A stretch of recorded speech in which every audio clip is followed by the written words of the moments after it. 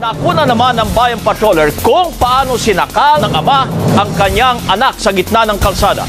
Yung umano ang bata raw ay nagnakaw sa kanya ng pera. Nasaktan ko siya, nabigla rin ako, mali talaga yung ginawa kong yun. At saka pinagsisisihan ko rin naman. Kinakausap ko muna sila. Tapos pag okay naman at nasusunod nila yung gusto ko, well, okay na doon.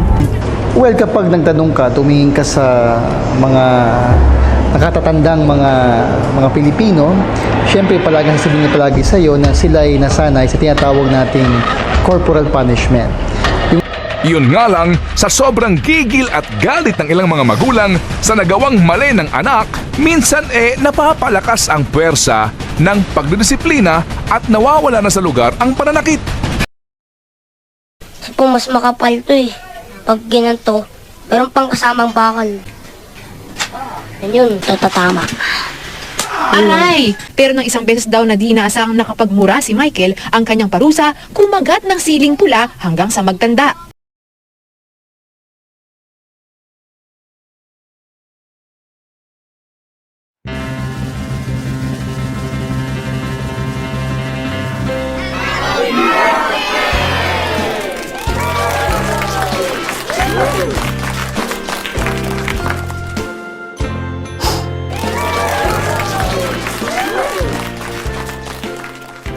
Tama, mas magaling ako sa kanya. Hoy, masama yung sinabi mo na yon. Dale, huwag kang magsasalita ng gano'n. Masama yun.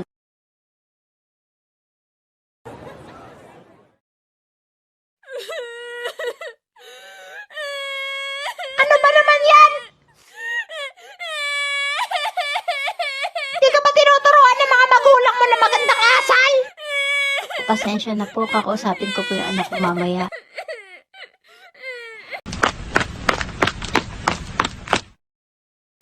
Bakit ba ang napakakulit mo? Kanina ka pa.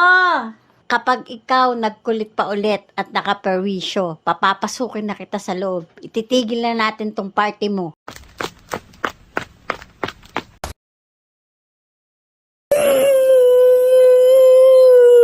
Bakit naman ang kulit-kulit mo kanina? Di ka mapagsabihan ng isang beses. At saka yung bibig mo.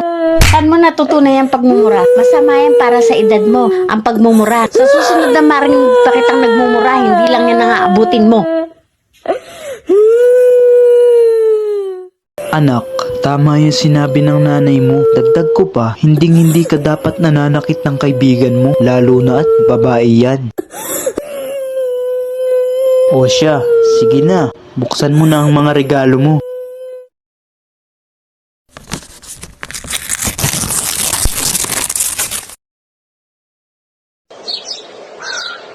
Good afternoon, Mrs. Pinatawag ko po kayo ngayon dahil sa nagiging bad behavior na po si Dale. Bakit po? Ano po ba ginawa niya? Nung isang araw lang, habang nagdidiscuss ako ng lesson, nakita ko siya na patuloy na iniistorbo ang katabi niya na nakikinig sa lesson. Narinig ko din siya na nagmumura. At kahapon naman po, nakita ko na tinalisod niya ang kaklase niya sa hallway at pinagtawanan nito.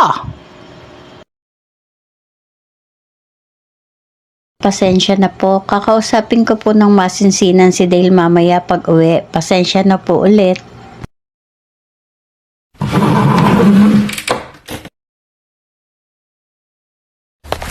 Ang kulit-kulit mo talaga. Pinagsabihan na kita sa pagmumura mo, di ba? Di ka makaintindi.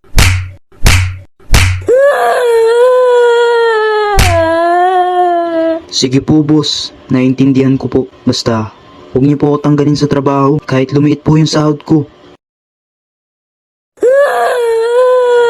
Bakit? Ano nangyayari dito? Itong anak mo, nambubuli sa school, di nakikinig sa teacher, at nagmumura pa. Ang tigas-tigas ng ulo. Anak naman, pinagsabihan na kita diba na huwag magmumura at magpapakabait na.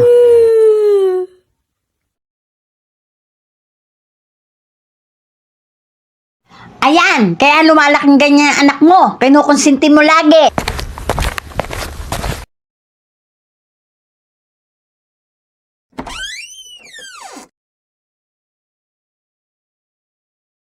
Anak, ano yung ginagawa mo?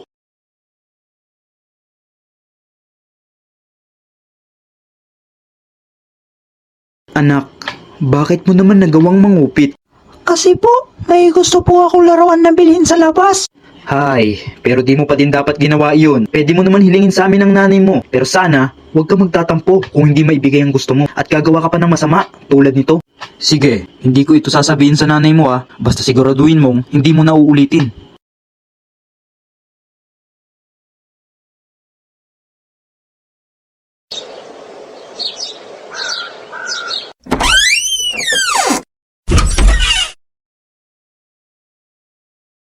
Dale, anong ginagawa mo?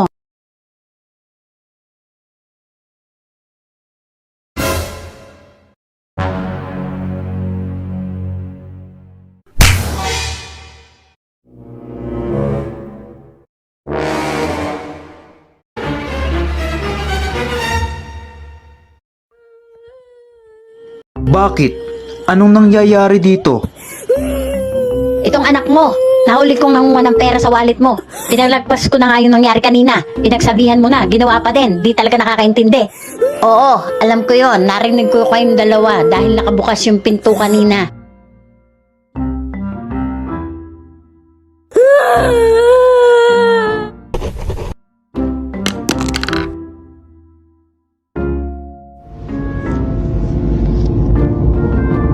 Hoy, Dale, ano nangyayari sa'yo? Ba't ganyan reaction mo? Tinulungan na nga kita.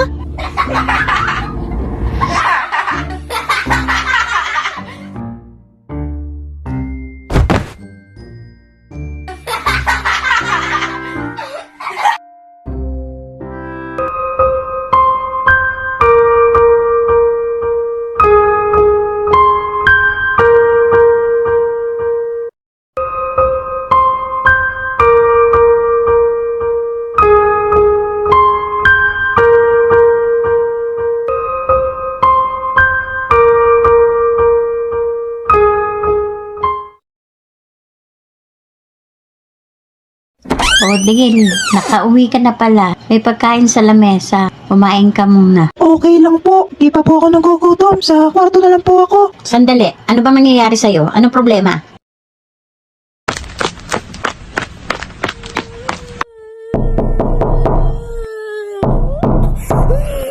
Dale, buksan mo tong pinto. Marites, tama na yan. Mas lalong natatakot sa yung bata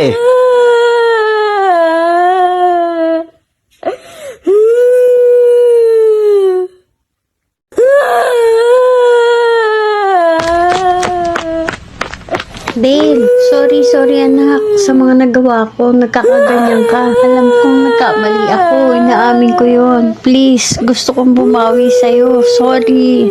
Anak, pakinggan mo din ng nanay mo. Oo, sumubra at nagkamali siya. Nagawa niya lang din yun dahil gusto ka namin itama sa pagkakamali mo. Hindi ka naman din namin papagalitan nang walang dahilan, di ba? Nay, sorry po sa katigasan ng ulo ko at sa mga nagawa ko pong kasalanan sa inyo. Hindi na po maulit. Huwag mo na alalahanin yun, nak. Nagkamali din ako. Babawi kami sa'yo, lalo na ako.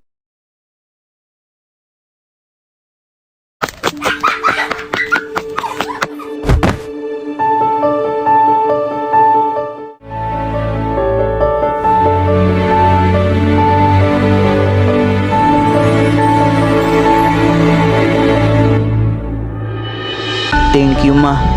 Alam kong masaya ka para sa akin.